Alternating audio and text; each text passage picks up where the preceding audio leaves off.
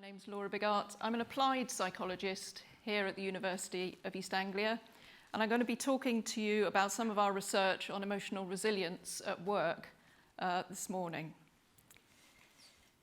We're going to give you some insights from our research. We particularly focused on the profession of social work. It's a particularly stressful profession, and we were expecting emotional resilience to be particularly important in that profession. And I'm hoping that you'll take away today a few of our insights from the social workers' coping strategies to maintain themselves in their work. So life can be a little bit overwhelming at times, and it often has us on the run.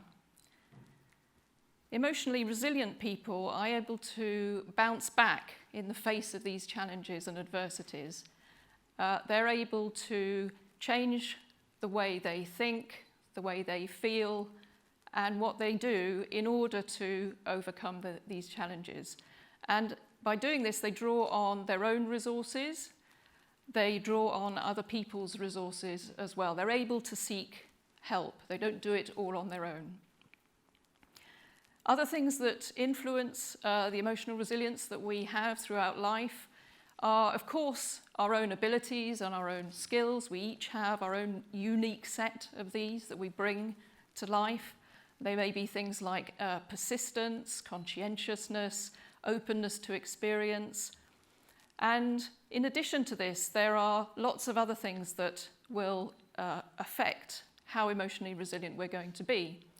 A really important one as we're growing up is our family environment.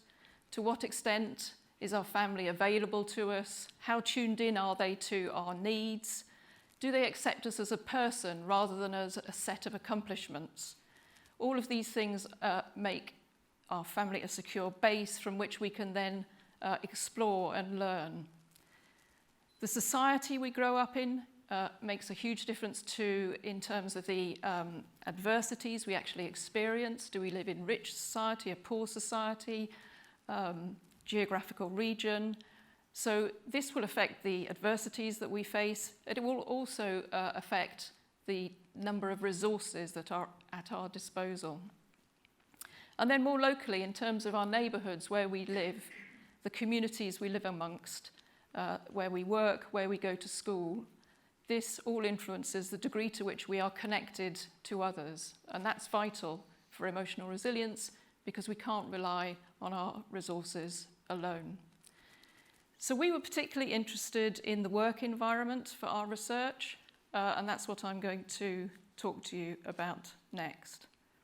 So we ran a study that was funded by the Economic, Social and Research Council here in the UK, and we worked with 8 local authorities and around 200 child and family social workers across a range of different roles. And we were interested to know about how they sort of coped with their work.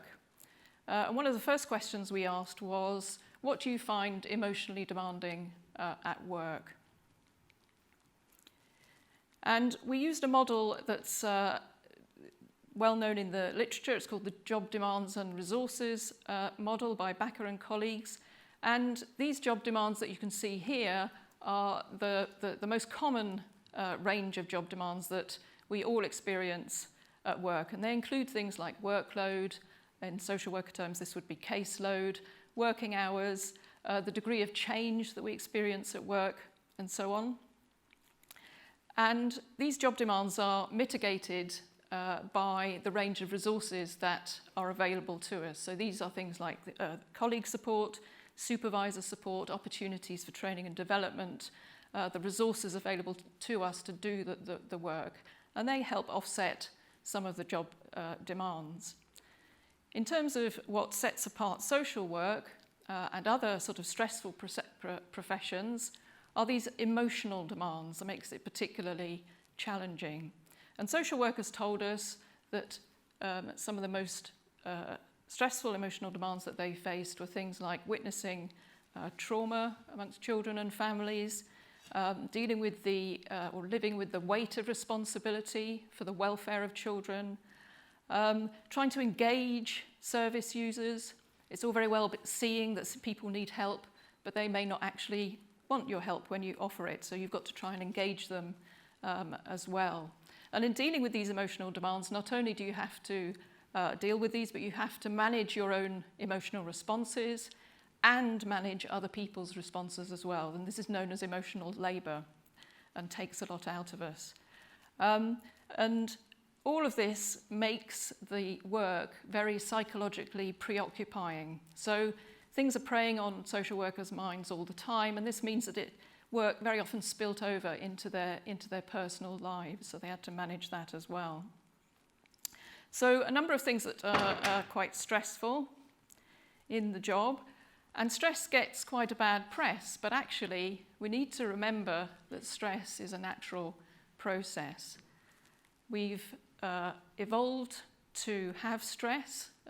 It's an adaptive thing, and it helps us cope with changes in the environment. So we need stress to be able to actually function.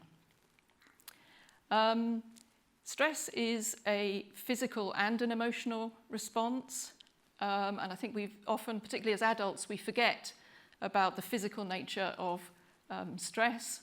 A whole range of things going on to make us able to either run away from a threat or face a threat and fight it. And although nowadays we may not need to run away from a predator, a tiger in the bush or whatever, we are very alert to social threats to our status, our identity. So stress is adaptive, so we shouldn't worry about it so much, and it helps us cope with the demands we face. And when job demands are balanced, if you like, with job resources, then stress is sort of manageable and helps us function and perform well at work. Where it becomes a bit of an issue is where there's an imbalance between demands and resources. So we might lose some resources and then the demands remain the same, but that's going to create an imbalance. And then we might suffer chronic stress, and then that becomes a bit of an issue with people going off sick and so on. We were particularly interested in the individual coping strategies that social workers brought to the demands of their work, and that's what I'm going to move on to next. The next question we asked in that case was, what strategies do you use to manage your emotions at work? And I'd just like you to take a moment to think about the kinds of strategies you use to manage your emotions. So you'll have brought a few strategies to mind, hopefully, and you can think about this as the day goes on, and we'll come back to these when I finish the talk. In terms of what social workers told us, their strategies broadly fell into what we called engaged strategies and disengaged strategies.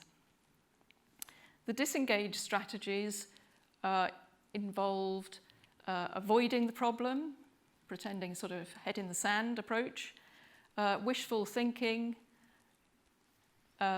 social withdrawal, so withdrawing from all normal sort of social activities, which can be a sign towards depression very often, self-criticism, blaming ourselves, I should have done this, I must do that, the kind of negative self-talk, and distraction, using alcohol or smoking, these kinds of things to distract from the problem. And these strategies will certainly work. They will distract you from your problems, but they are fairly short-term strategies and can potentially cause you emotional or psychological harm in the long term. So although they work, probably best not to rely on these strategies.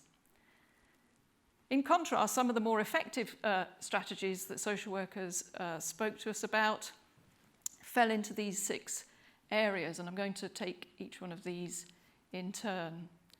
The first one was they would plan ahead. So this involves all the usual time management techniques, using your diary, thinking what's coming up, but particularly important about this strategy for social workers was they thought about, how am I going to feel in a particularly challenging situation? Is there anything I can do to make that better or change that? How might others feel in a particular situation? Can I manage other people's expectations so that they survive a challenge better? So a particular example could be if a family was going to have to go through a court process for removal of a child, social workers would make sure that the parents knew what the court process was, what the purpose of it was, who all the individuals were that were involved in the process, so that even though it was inherently going to be a stressful experience for them, at least they knew what was coming up and what to expect.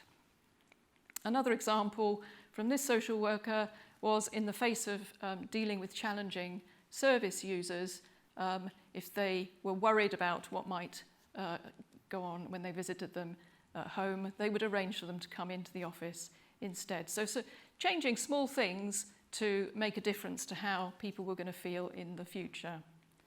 A second strategy we called reframing.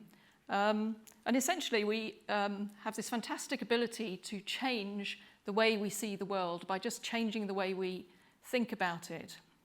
So we can change the meaning for us by changing the way we think about things. And to illustrate this, there are sort of two great examples from two different social workers experiencing a very similar situation.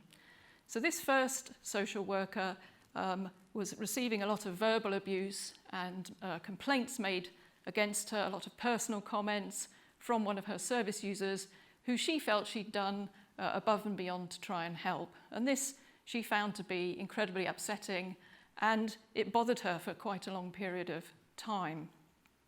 The second social worker, very similar situation, abuse from one of her service users.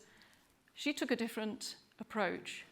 She set herself a few minutes to try and calm down and gave herself a little sort of pep talk to remind herself that this wasn't about her personally. This was about the situation that the service user was in. Maybe they had a personality disorder, maybe they'd suffered from abuse, and that they were behaving in that way because of that and not because of her. And this helped her get her head sorted around it, and then she didn't worry about it anymore. So changing the way we think about things can be very powerful. A third strategy is exercise. Particularly important when we remember that stress is quite a physical response. If we take exercise, it helps us metabolize some of the stress hormones that are whizzing around our system. It can improve our mood, and it can distract from anxious thoughts.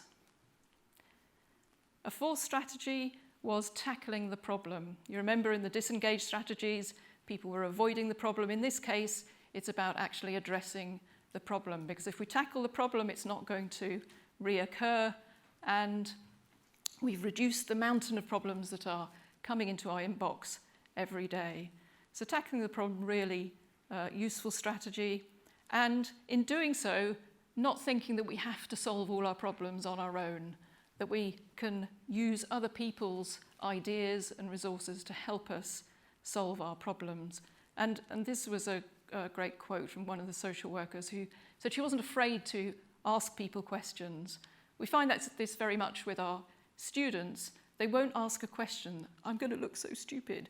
But asking questions is absolutely crucial to be able to learn. So ask questions, take any opportunity you can to learn from others. This all helps with problem solving.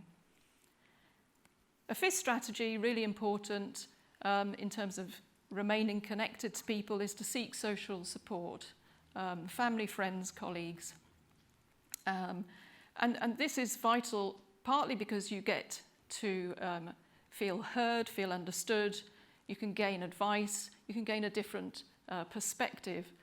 By talking to others, it helps us structure our thoughts and make them a little bit more ordered. And if we can do that, we feel slightly less chaotic and out of control. So talking to others, really useful.